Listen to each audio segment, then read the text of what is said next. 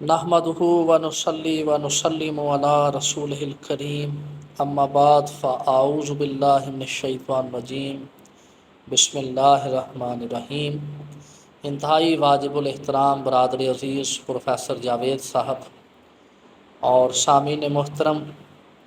آپ گزشتہ قسط میں عاشورہ کی رات کے واقعات سماعت فرما چکے۔ آج ہم یوم عاشورہ کا ذکر کریں گے اور سیدنا امام حسین علیہ السلام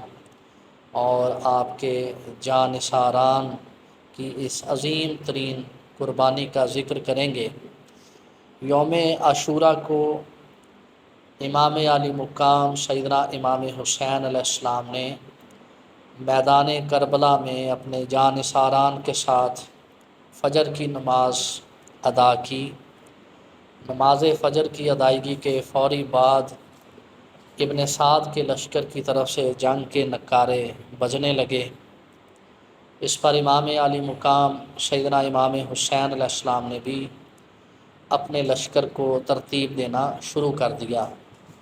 یہ 10 محرم الحرام کا دن تھا، جمعہ کا روز تھا، اور امام علی مقام امام حسین علیہ السلام اور آپ کے جانثار 9 محرم الحرام کو بھی روزہ سے تھے اور 10 محرم الحرام کو بھی روزہ سے تھے۔ امام علی مقام سیدنا امام حسین علیہ السلام نے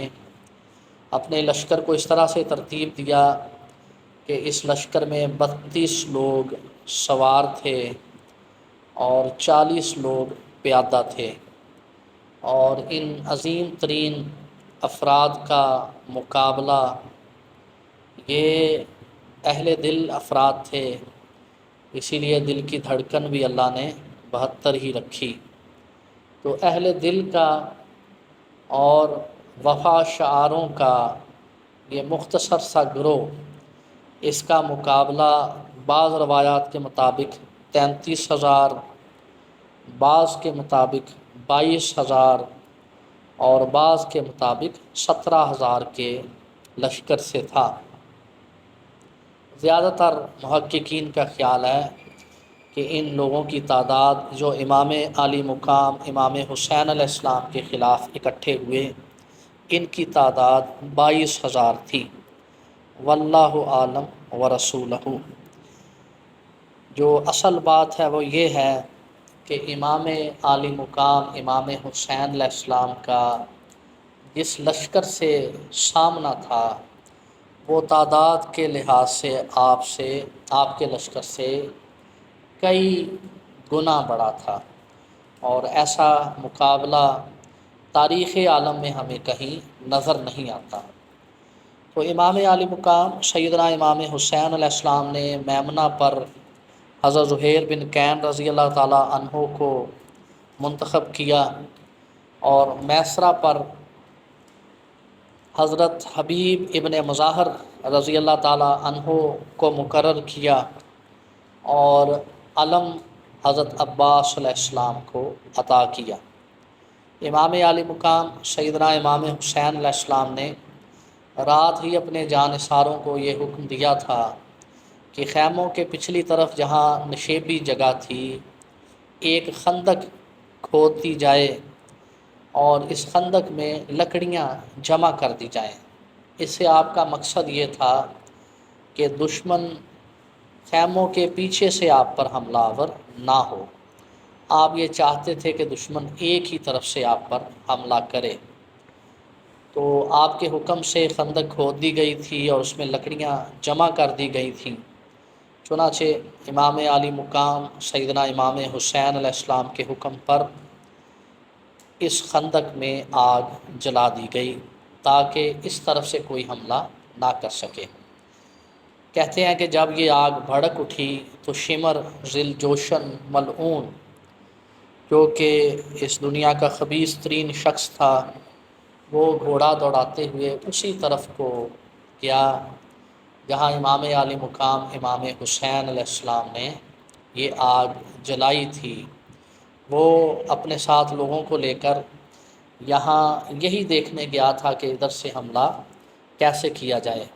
تو جب اس بدبخت نے آگ کے شعلے اتنے بلند دیکھے کہ اس کو خیمے نظر نہ آئے، تو یہ بدبخت وہاں سے امام عالی مقام سیدنا امام حسین علیہ السلام کے پاس پہنچا، اور فاصلے سے اس نے ایک زوردار آواز سے کہا کہ حسین ابن علی، نعوذ باللہ اس بدبخت نے کہا آپ نے اپنے لیے نار جہنم پہلے سے ہی بڑکا رکھی ہے۔ تو اس پر آپ علیہ السلام نے ارشاد فرمایا کہ نار جہنم تمہارا ہی مقدر ہے۔ اس موقع پر حضرت مسلم بن اوسجہ رضی اللہ تعالیٰ عنہ نے آپ سے عرض کیا، یا امام عالی مقام، اگر آپ مجھے اجازت دیں تو یہ بدبخت میرے نشانے پر ہے، ابھی ایک تیر سے اس کو واصل جہنم کر دوں۔ تو امام عالی مقام سیدنا امام حسین علیہ السلام نے حضرت مسلم بن اوسجہ سے فرمایا، میں جانتا ہوں کہ یہ ہمارے تیروں کی زد میں ہے، لیکن میں جنگ میں پہل نہیں کرنا چاہتا۔ چنانچہ آپ نے اس ملعون کو چھوڑ دیا۔ تو سامعین محترم، آپ واقعہ کربلا کے اس قصے میں ہر قدم پر یہ ملاحظہ کر سکتے ہیں کہ امام عالی مقام امام حسین علیہ السلام کا ایک ایسے دشمن سے مقابلہ تھا جو انسان تو بالکل نہیں تھا بلکہ جانوروں میں بھی بدترین تھا۔ جانوروں کے ہاں بھی کچھ اصول اور ضابطے ہوتے ہیں، ان کے ہاں کسی قسم کا کوئی اصول اور ضابطہ نہیں تھا۔ اور دوسری طرف امام عالی مقام امام حسین علیہ السلام اس قدر اعلیٰ ظرفی اور اعلیٰ اخلاقی اصولوں کا مظاہرہ اس میدان جنگ میں بھی کر رہے تھے کہ جس کی مثال ہمیں نہیں مل سکتی، اور یہ بلا شبہ رسول اللہ صلی اللہ علیہ وآلہ وسلم کے اسوہ حسنہ کی کامل ترین پیروی تھی۔ یہی وجہ ہے کہ رسالت مآب صلی اللہ علیہ وآلہ وسلم نے ارشاد فرمایا تھا، حسین منی و انا من الحسین، حسین مجھ سے ہیں اور میں حسین سے ہوں۔ سامعین محترم، یہاں رک کر ذرا غور فرمائیں کہ بیٹا باپ سے ہوتا ہے، یہ بات بڑی واضح ہے، لیکن باپ بیٹے سے کیسے ہو گیا؟ یہ کس طرح سے ممکن ہے؟ گویا یہ کہا جا سکتا ہے کہ جز کل میں سے تو ہوتا ہے، لیکن کل جز میں سے کیسے ہو گیا؟ تو رسول اللہ صلی اللہ علیہ وآلہ وسلم کے فرمان مقدس کو اس طرح سے سمجھیے کہ امام عالی مقام سیدنا امام حسین علیہ السلام آقا علیہ والسلام کے فقط نواسے ہی نہیں تھے، بلکہ حضور علیہ والسلام کی سیرت کا ایک باب بھی تھے۔ یہ سیرت شہادت کا باب آج 10 محرم الحرام کو کربلا کے ریگزاروں میں حسین ابن علی علیہ السلام کے خون سے لکھا جانے والا تھا۔ اسی لیے رسول اللہ صلی اللہ علیہ وآلہ وسلم نے ارشاد فرمایا، حسین منی و انا من الحسین، کیونکہ اللہ رب العزت نے حضور کو باوجود حضور کی خواہش کے شہادت سے بچایا تھا، مگر حضور کی سیرت پر پیروی کس طرح سے کی جائے جبکہ زندگی کے ہر شعبہ میں آقا علیہ والسلام کی سیرت ہمیں کامل رہنمائی فراہم کرتی ہے۔ تو اللہ رب العزت نے اس کا عملی طور پر مظاہرہ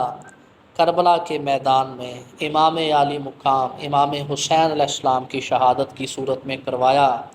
اور پوری امت کو یہ سبق دیا کہ اگر تم یہ دیکھنا چاہتے ہو کہ رسول اللہ صلی اللہ علیہ وآلہ وسلم کیسے شہید ہوتے، تو حسین ابن علی کا کربلا میں شہید ہونا دیکھ لو۔ یہی وجہ ہے کہ رسول اللہ صلی اللہ علیہ وآلہ وسلم نے ارشاد فرمایا، حسین منی و انا من الحسین، حسین مجھ سے ہیں اور میں حسین سے ہوں۔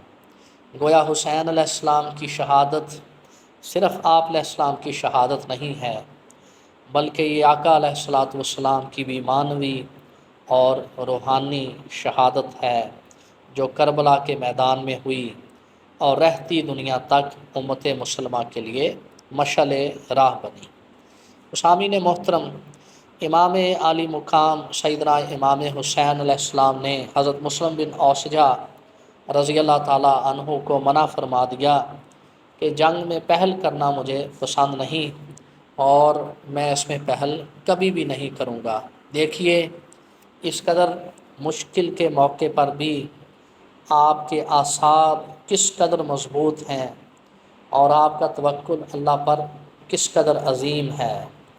اور آپ کے پایہ لغزش میں، پایہ استقلال میں ذرا بھی لغزش نہیں ہے، بلکہ آپ حق الیقین کے ساتھ اللہ رب العزت کی بارگاہ میں کھڑے ہیں اور ہر آن اس کے حکم کو بجا لا رہے ہیں۔ سامعین محترم، دوسری طرف ابن سعد ملعون کے لشکر کی ترتیب یہ تھی کہ ابن سعد کا جو لشکر تھا اس میں 1/4 کے قریب اہل کوفہ تھے۔ ان کا سردار اس نے عبداللہ بن ازدی کو مقرر کر رکھا تھا، جبکہ قبیلہ مزہج اور بنی اسد کے جو لوگ تھے ان کا سربراہ عبد الرحمن بن ابی سیرہ تھا، اور 1/4 لوگ قبیلہ ربیہ اور کندی کے تھے، ان کا سربراہ قیس بن اشس تھا۔ تو یہ لوگ اب جنگ کے نعرے بجا رہے تھے اور اپنے لشکر کو ترتیب دے چکے تھے۔ ادھر امام علی مقام سیدنا امام حسین علیہ السلام نے اپنے جانثاروں کو یہ حکم دیا کہ وہ ایک بڑا خیمہ نصب کریں۔ چنانچہ ایک بڑا خیمہ نصب کر دیا گیا، اور امام علی مقام سیدنا امام حسین علیہ السلام کے حکم پر ایک کاسہ میں مشک کافور یا اس طرح کی کوئی خوشبو رکھ دی گئی۔ تو امام علی مقام سیدنا امام حسین علیہ السلام سب سے پہلے اس خیمہ میں تشریف لائے، اور آپ نے اس خوشبو کو اپنے بدن پر اور اپنے کپڑوں پر لگا لیا۔ قربان جائیں، یہی وہ موقع ہے جس کے بارے میں کسی شاعر نے کہا تھا کہ جس دھج سے کوئی مقتل میں گیا وہ شان سلامت رہتی ہے، یہ جان تو آنی جانی ہے، اس جان کی تو کوئی بات نہیں۔ تو امام علی مقام سیدنا امام حسین علیہ السلام اس شان، وقار اور تمکنت کے ساتھ میدان کارزار کا رخ کر رہے تھے کہ آپ شہادت کو ایک عظیم ترین فریضہ سمجھتے ہوئے اس کا پورا اہتمام بجا لا رہے تھے۔ آپ کے بعد دیگر اشخاص بھی اس خیمہ میں جانے لگے۔ چنانچہ اس موقع پر حضرت عبد الرحمن بن عبد رب انصاری رضی اللہ تعالیٰ عنہ اور حضرت بریر بن حضیر رضی اللہ تعالیٰ عنہ ایک دوسرے سے پہلے اس خیمے میں جانا چاہتے تھے، تو دونوں کے شانے ایک دوسرے سے ٹکرا گئے۔ اس پر بریر حضرت عبد الرحمن بن عبد رب انصاری سے مذاق کرنے لگے، تو عبد الرحمن رضی اللہ تعالیٰ عنہ نے فرمایا مجھے معاف کیجئے، واللہ یہ بیہودہ باتیں کرنے کا کون سا موقع ہے۔ تو اس پر بریر رضی اللہ تعالیٰ عنہ نے ارشاد فرمایا کہ میری قوم یہ جانتی ہے کہ واللہ میں نے نہ کبھی جوانی میں کوئی بیہودہ بات کی اور نہ ہی اب بڑھاپے میں مجھے کسی قسم کی کوئی ایسی باتوں سے رغبت ہے۔ دراصل میں یہ چاہتا ہوں کہ اللہ تعالیٰ مجھے جلد سے جلد شہادت نصیب فرمائے اور اپنے دامان کرم اور رحمت میں لے لے، یہ سب لوگ ایک بار ہی ہم پر پل پڑیں اور ہم پر تلواروں اور نیزوں کے ساتھ حملہ کر دیں، ہم ان سے لڑیں اور جام شہادت نوش کریں۔ بس میری یہی تمنا ہے۔ مجھے جنت کی ابدی اور سرمدی نعمتوں کے ملنے کا انتظار ہے، جس وجہ سے میرے چہرے پر یہ مسرت ہے۔ سامعین محترم، آپ ان باتوں سے یہ اندازہ لگا سکتے ہیں کہ امام عالی مقام سیدنا امام حسین علیہ السلام کے جانثار کس قدر عظیم لوگ تھے، ان کی نظروں میں دنیا کس قدر ذلیل اور حقیر تھی، اور اللہ رب العزت کے دیدار کی خواہش ان کے اندر کتنی شدید تھی۔ جنگ کے اس موقع پر ان مشکل حالات میں بھی ان کو نہ کسی قسم کا خوف تھا اور نہ ہی کوئی غم۔ ایسے ہی عظیم ترین لوگوں کے بارے میں قرآن کریم میں اللہ رب العزت نے ارشاد فرمایا، الا ان اولیاء اللہ لا خوف علیہم ولا هم یحزنون۔ بلا شبہ لشکر حسین کا ہر فرد بے خوف بھی تھا اور بے غم بھی تھا۔ کسی قسم کا اضطراب اور کسی قسم کی پریشانی آپ کے جانثاروں میں کہیں دور دور تک بھی نہ تھی، بلکہ شوق شہادت تھا اور اللہ رب العزت کے دیدار کی تمنا تھی، جس بنا پر یہ سب لوگ ایک دوسرے سے بڑھ چڑھ کر اس میدان کارزار میں آ رہے تھے۔ سامعین محترم، جب سب لوگ اپنے ابدان کو اور اپنے ملبوسات کو عطر لگا چکے، خوشبو لگا چکے، تو اس پر امام عالی مقام سیدنا امام حسین علیہ السلام اپنی سواری پر سوار ہوئے اور آپ نے قرآن مجید لوگوں سے منگوا کر اپنے سامنے رکھ لیا۔ اس موقع پر جب کہ لشکر یزید آپ کی طرف بڑھنے کو تھا، امام عالی مقام سیدنا امام حسین علیہ السلام نے دعا کے لیے ہاتھ بلند کیے اور عرض کی، اے بار خدایا، زندگی کی ہر گھڑی میں خواہ وہ مشکل ہو یا وقت مصیبت ہو، تو نے میرا ساتھ کبھی نہ چھوڑا۔ ہر طرح کی سختی میں مجھے آپ ہی سے امید ہے، اور جو بلا بھی مجھ پر نازل ہو اس میں مجھے فقط آپ ہی کا سہارا ہے۔ کتنی ہی ایسی آفتیں تھیں جو پیش آئیں جس میں دل بیٹھ جائے، جن کا کوئی چارہ نہ تھا۔ ان آفتوں کے موقع پر آپ نے میری دستگیری کی۔ یہ ایسی آفتیں تھیں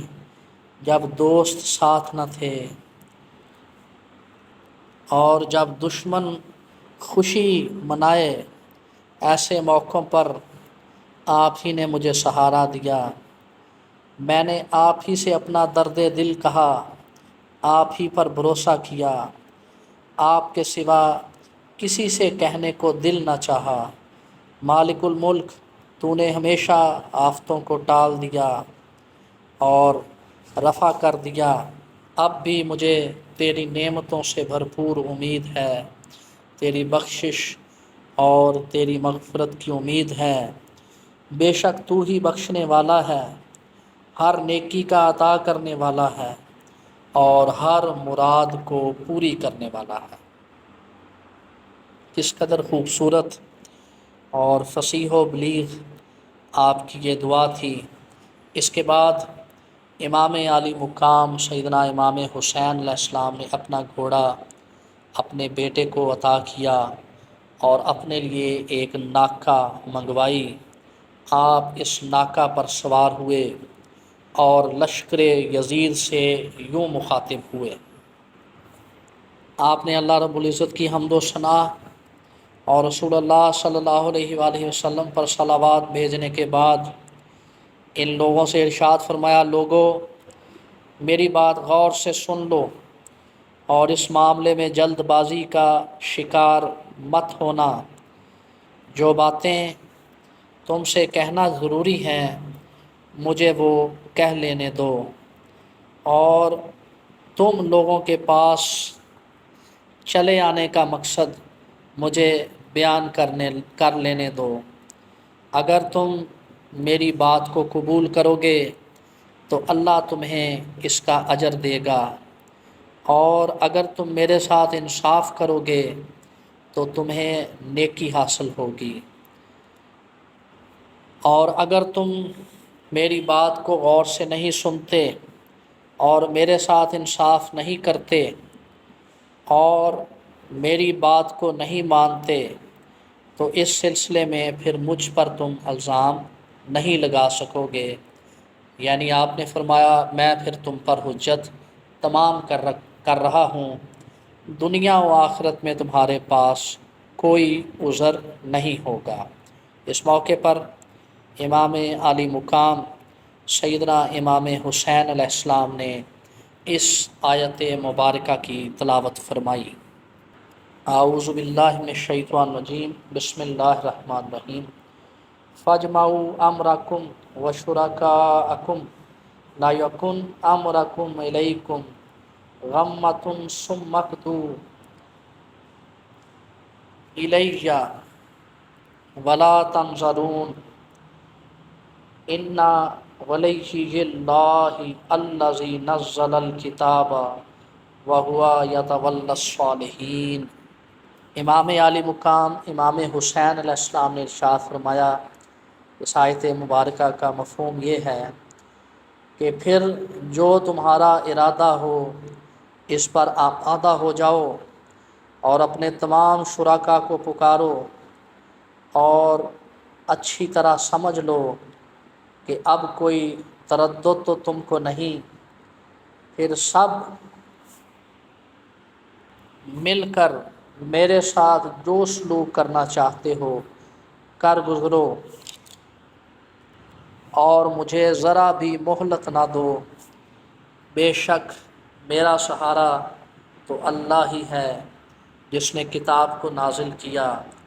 اور جو صالحین کا سہارا اور کارساز ہے۔ امام عالی مقام سیدنا امام حسین علیہ السلام نے جب اس آیت مبارکہ کی تلاوت فرمائی تو خواتین اہل بیت نے یہ سن کر زاروں کتار رونا شروع کر دیا، اور جب ان کی آوازیں بلند ہوئیں تو امام عالی مقام سیدنا امام حسین علیہ السلام نے اپنے بیٹے حضرت علی بن حسین علیہ السلام کو اور اپنے بھائی حضرت عباس بن علی علیہ السلام کو خواتین اہل بیت کے پاس بھیجا اور ان سے یہ فرمایا کہ ابھی چپ ہو جاؤ، ابھی رونے کا وقت نہیں، ابھی آپ کو بہت سا رونا ہے۔ تو امام عالی مقام سیدنا امام حسین علیہ السلام نے ان دونوں حضرات کو مستورات اہل بیت کے پاس بھیجا۔ سامعین محترم، آیت مبارکہ سے یہ بات بڑی واضح ہے کہ امام حسین علیہ السلام کو ایک ایسی ہی قوم سے سامنا تھا، لشکر یزید کی صورت میں، جس کا سامنا ہر دور کے پیغمبروں نے اپنے اپنے وقت میں کیا۔ چنانچہ حضرت صالح علیہ السلام ہوں یا حضرت ہود علیہ السلام ہوں یا حضرت یونس علیہ السلام ہوں یا بنی اسرائیل کے وہ 70,000 انبیاء جن کو یہودیوں نے شہید کر دیا، ان میں سے ہر ایک نبی کا سامنا ایسے ہی بدبخت اور بدگماش لوگوں سے تھا جو پیغمبر کی باتوں کو درست تو سمجھتے تھے لیکن ان پر عمل کرنے سے انکاری تھے۔ تو امام عالی مقام سیدنا امام حسین علیہ السلام نے کربلا میں پیغمبرانہ مشن کی تکمیل کی ہے، اور یوں رسول اللہ صلی اللہ علیہ وآلہ وسلم کی ایک اور حدیث مبارکہ بھی آپ کی صورت میں پوری ہوئی، جس میں آقا علیہ الصلوۃ والسلام نے ارشاد فرمایا تھا کہ میری امت کے علماء بنی اسرائیل کے انبیاء کی طرح ہوں گے، اور یقیناً امام عالی مقام سیدنا امام حسین علیہ السلام سے بڑا عالم اس وقت روئے زمین پر کوئی نہیں تھا، اور رہتی دنیا تک آپ سے بڑا قرآن کریم کو سمجھنے والا آپ کے نانا جان، آپ کے بابا جان اور آپ کے بڑے بھائی کے بعد اور کوئی نہیں ہے۔ تو امام عالی مقام امام حسین علیہ السلام نے ان بدبختوں پر اور ان بے ضمیروں پر اور ان ایمان فروشوں پر اور ان ننگے دین اور ننگے وطن لوگوں پر جن کو نہ دین کی حرمت کا خیال تھا، نہ اپنے وعدوں کا خیال تھا، نہ اپنی زبان کا خیال تھا، اور نہ ہی اپنے قبائلی رسم و رواج کا خیال تھا، ان تمام لوگوں پر قرآن کریم فرقان حمید کی روشنی میں حجت تمام کر دی۔ آپ نے اس کے بعد کیا گفتگو فرمائی، انشاءاللہ اس کا ذکر اگلی قسط میں کیا جائے گا۔ والسلام۔